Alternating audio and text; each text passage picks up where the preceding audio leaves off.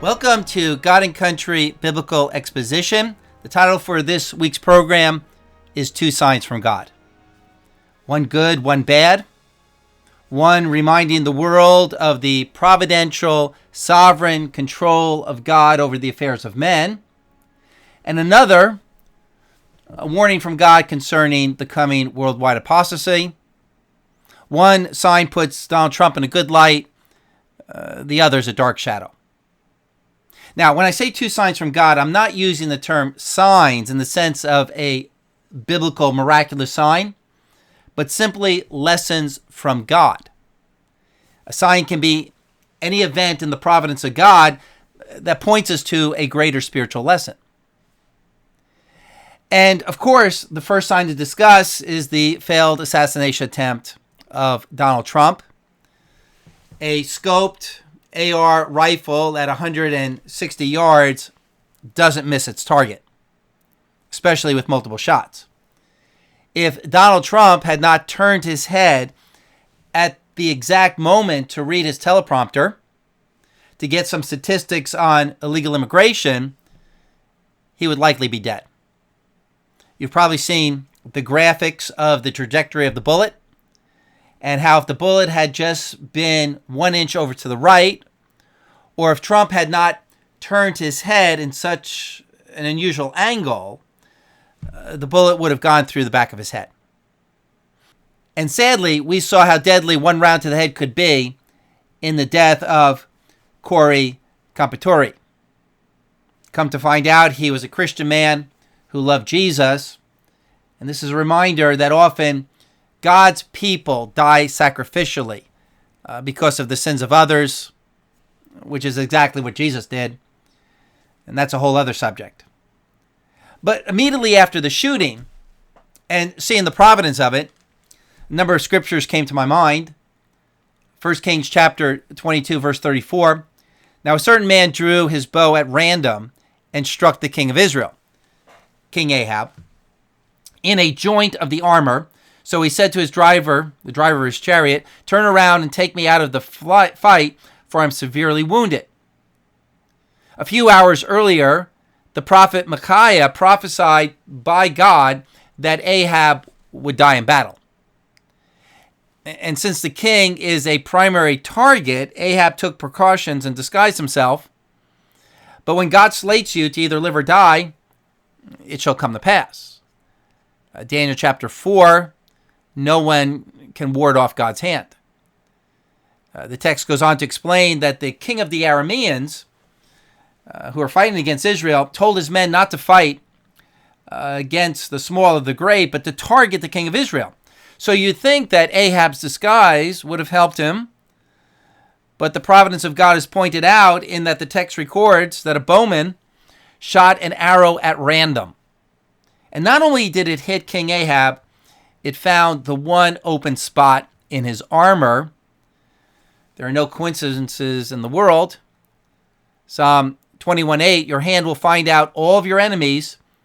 Your hand will find out those who hate you. People may think through their preparation and defenses they can escape the hand of God. But Amos chapter 5, verse 19.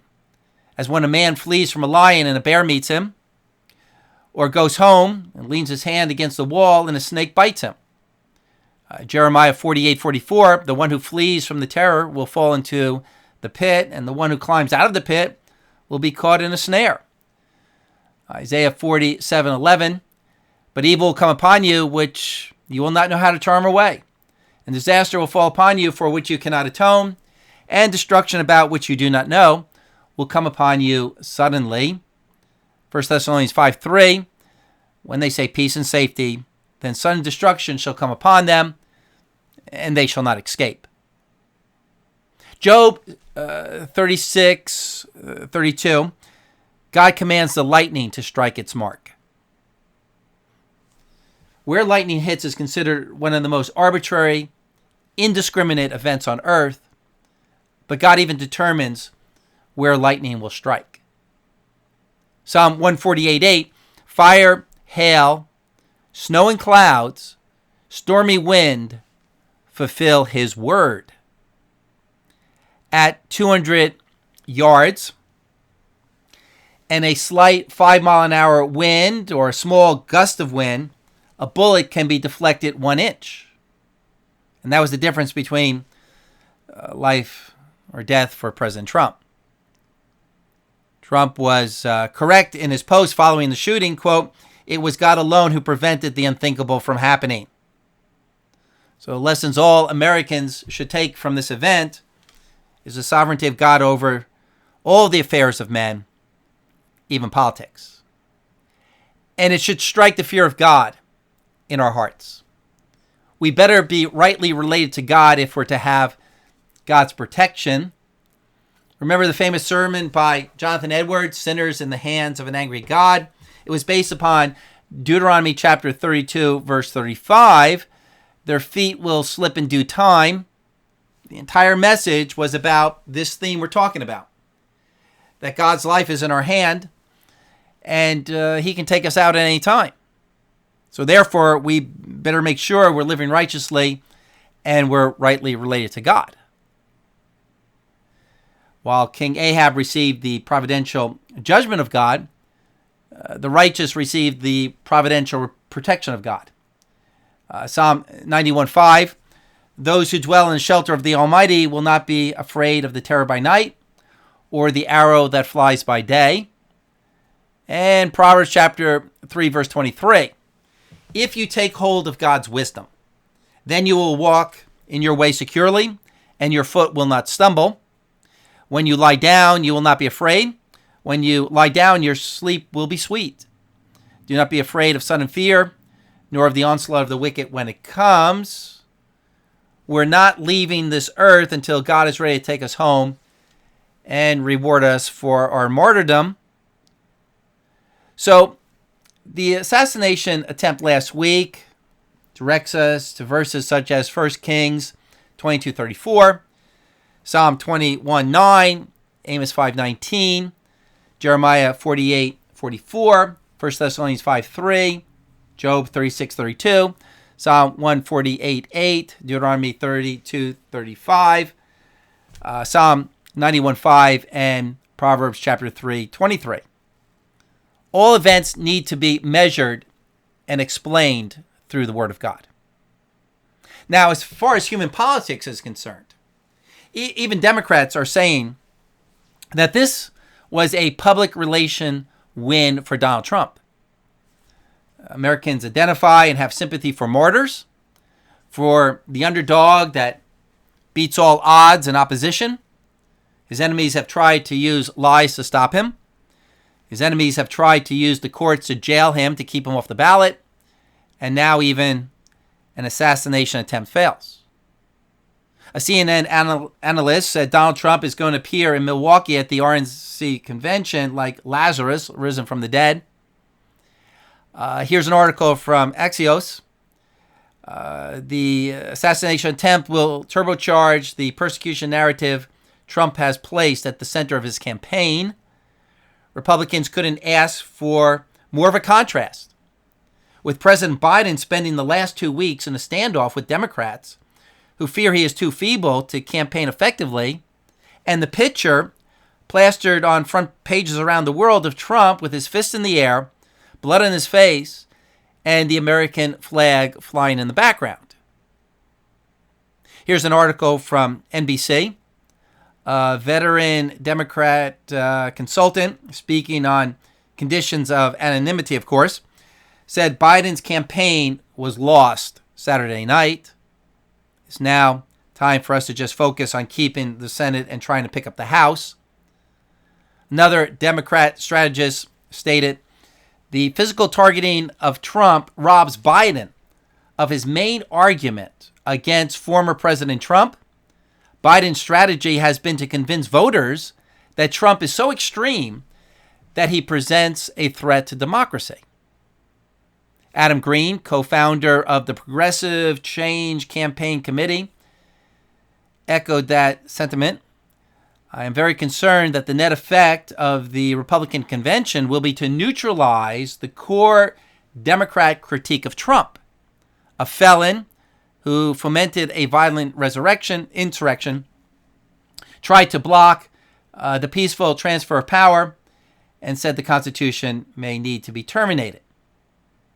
So this whole event last weekend turned on Biden because Biden's whole case was that Trump's rhetoric incited violence.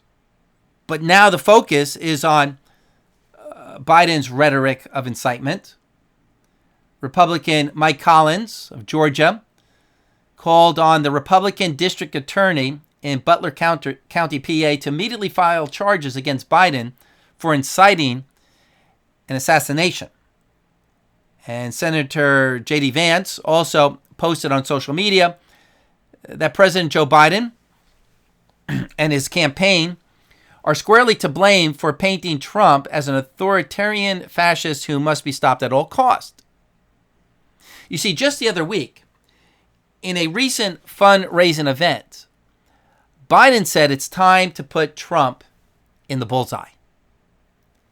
If any Republican said that about a Democrat who was then the victim of an assassination attempt, we know that on that very day, CNN, MSNBC, ABC, NBC, Politico, the New York Times, the Washington Post would all be demanding that Republican step out of office. It would be the headlines. Republican president has called for the assassination of his opponent. So the miracle is not only that Trump's life was spared, but like all of these other Democrat attacks, it has fueled Trump's campaign. Proverbs chapter 26, verse 27. He who digs a pit will fall into it, and he who rolls a stone, it will come back on him. Don't underestimate the guaranteed fulfillment of that proverb. So that was the first sign from God, or lesson this week, that God is in control of the election. But there's another sign, a lesson from God put before us this week, a lesson that should serve to warn God's people not to put their complete hope in Donald Trump.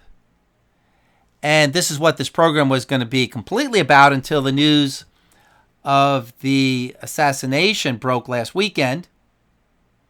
Donald Trump and his team have put pressure on the RNC to remove from the RNC platform opposition to abortion and opposition to homosexual marriage. Just when the Republicans were starting to win this abortion issue, the overturning of Roe v. Wade, left-leaning Republicans believe it's time to move on past that issue in order to gain some pro-abortion vote. Because Donald Trump is only moderately pro-life, and he has a very libertarian view of homosexual behavior, that American freedom means letting people do what they want to do. Here's an editorial from USA Today. The new Republican platform makes one thing clear. We've dropped the anti-abortion effort. Republicans have made it clear they will follow Trump anywhere, even if it's to ignore the anti-abortion movement. And Melania Trump just hosted another fundraising event for those who are called log cabin Republicans. Republicans who are LGBTQ supporters. The head of the RNC, Ronna McDaniel, tweeted out in June, Happy Pride Month. The GOP is proud to have doubled our LGBTQ support over the last 4 years, and we will continue to grow our big tent by supporting measures that promote fairness and balanced protections for LGBTQ Americans and those with deeply held religious beliefs. So these Republicans believe the party and America and all goodness is about freedom, not the moral law of God. The sin of Sodom was not that everyone was a homosexual, but everyone supported the sexual deviance in the city. Luke chapter 17, verse 32. Remember Lot's wife. Jesus didn't say, remember what happened to the Sodomites, because that warning is obvious. Instead, remember the straight compromiser, Lot's wife, who loved the world, the lust of flesh, the lust of the eyes, the pride of life, and reaped the judgment of God just the same. Now, Trump has explained many times his pro-life position and his LGBTQ position with the statement, we have to win elections. It's a philosophy of pragmatism, not principle. And when you operate on the principle of pragmatism, you go down the slippery slope of national moral decline. The will of the people become the standard. John Adams said, we are to be a nation of laws, referring to God's laws, not a nation of men, but we have now become a nation ruled by man. And this is very sad because now the Republican Party is becoming the Democrat Party. And I, and along with many other Christians, are going to have to bail out of the Republican Party. I had written a brochure just a year ago called Christianity and Political Parties to explain why Christians have historically gravitated toward the Republicans and why the Republican Party has taken a stand against abortion and same-sex marriage and transgenderism. Because since slavery, the Republican Party has based its platform on God's higher natural law, while the Democrat Party has based its platform on populism. That law is a function of the will of the people. But all that's changing with so many secular economic conservatives joining the ranks of Republicans. They don't care about national morals, only about political economic freedom. And for that matter, they're really no different than Democrats. I recently heard a commentator make the following point. Quote, it's no longer conservatives versus liberals. It's no longer right versus left. It's no longer Republican versus Democrat, but it's authoritarianism versus liberty. Those who want to control us versus those who want to be free. And boy, that sounds good on the surface, doesn't it? I expect to be hearing many political pundits frame the political divide in those terms, but it's a false dichotomy. It's an inadequate way to describe the political situation. Because freedom alone, and I've said this many times before, is the path to Sodom and Gomorrah. The Democrats are the ones who base their ethics upon freedom. Freedom to have abortion. Freedom to practice LGBTQ. Freedom from work. And in order for some people to maximize their freedom, they want to legalize immorality and they want big authoritarian government.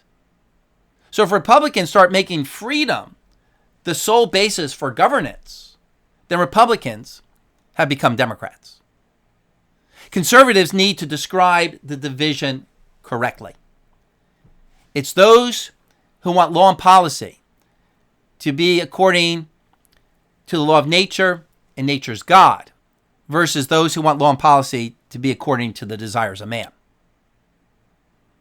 But few people want to reference God in this whole discussion because I believe we're in the throes of the 2 Thessalonians chapter 2 great apostasy.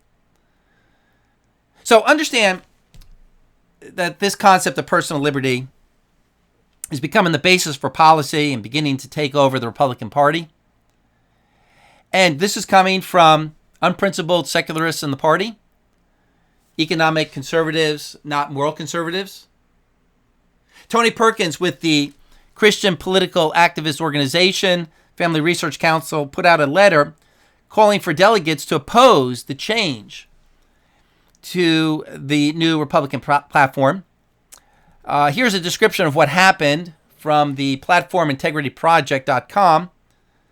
On Monday, July 8th, 2024, the Republican Party Platform Committee voted to adopt a streamlined national party platform that cut out much of the pro-life language that has historically been included, some of it for nearly 50 years since 1976.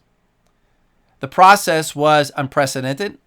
Instead of being allowed to deliberate for 2 days, the 112 elected Platform Committee members Two from every state and territory were sequestered without their cell phones. They were not given time to review the draft platform, not allowed to form subcommittees, and not given the opportunity to offer and openly debate amendments with the media present. Instead, this year's private meeting proceeded to a short period of speeches followed by a final vote on the platform, unquote, Tony Perkins. So let's compare the wording of the platform in 2020 to the 2024 platform.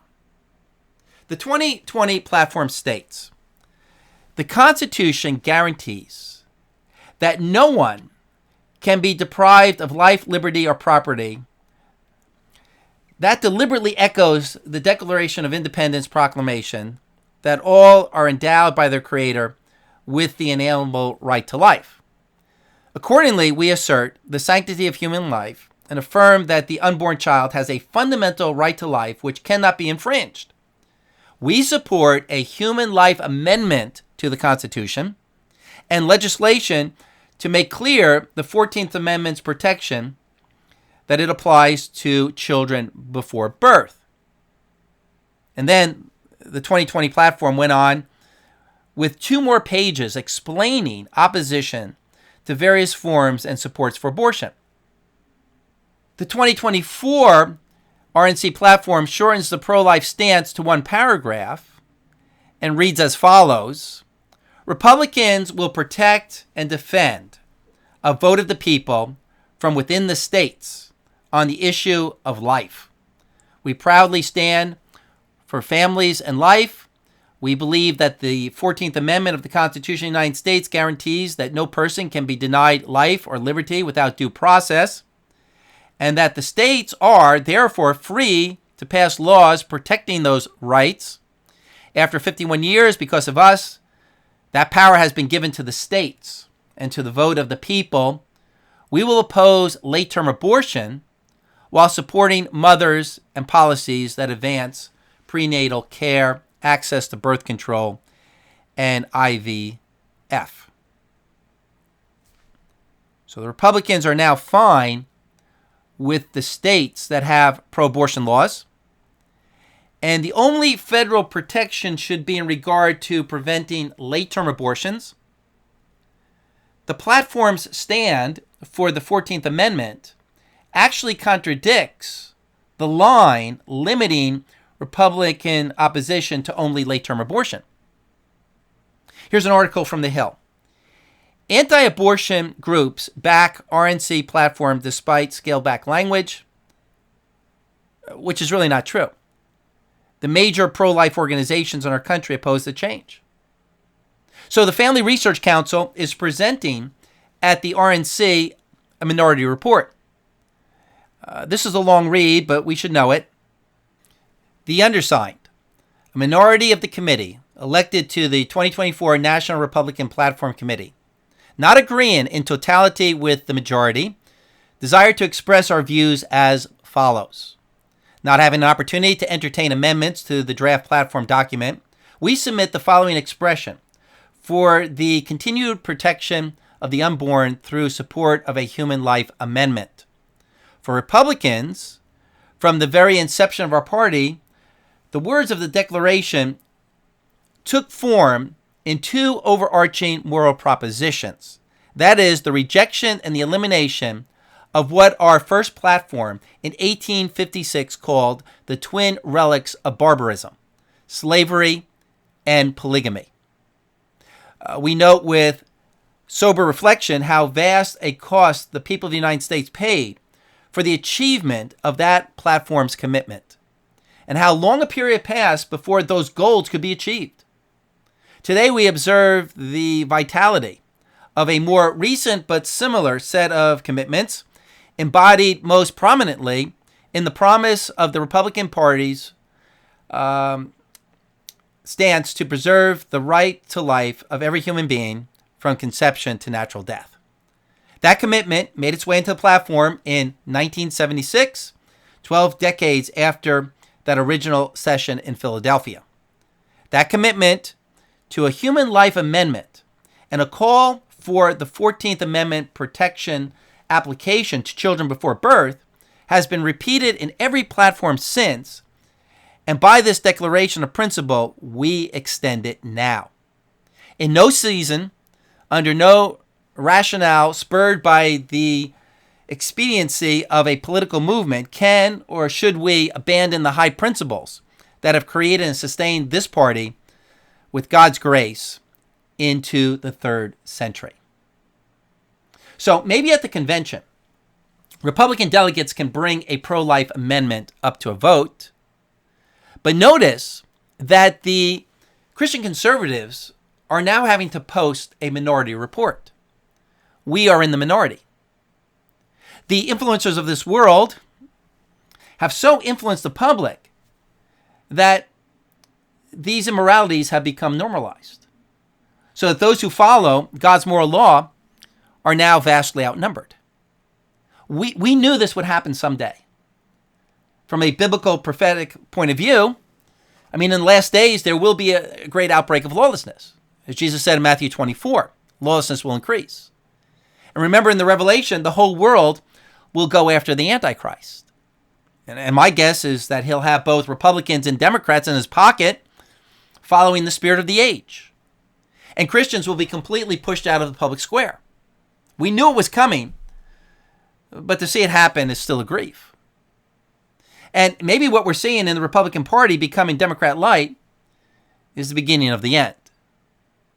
Now, Trump and his team's assessment might actually be right. The public might be so unprincipled that a candidate will never win unless he allows for some abortion and same-sex marriage, but that itself is a sign of the time. So we have two contrasting signs this week.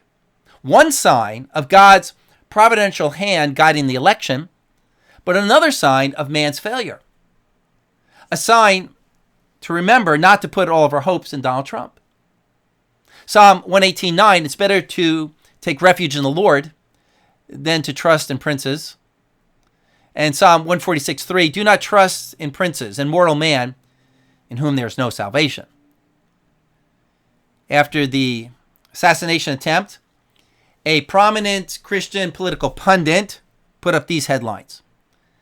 Quote, at tragic moments like this, we just learned Trump is superhuman. Trump is defiant. Trump is the chosen one. Forget the art of the deal. We have just found out that Trump is the real deal. Unquote. Now, I support Trump as an alternative to the left, but I've always considered this Christian pundit a little too Trumpian for me. He went on to state in his article, Trump is the chosen one, chosen by God to be our warrior, to lead the fight of our lives, to inspire us to give everything we have to give in this fight of our lifetime. We will run up a hill on broken glass carrying the U.S. flag to return President Trump to the White House, to take our country back, to make America great again. Thank you, President Trump, for showing us the way. Unquote.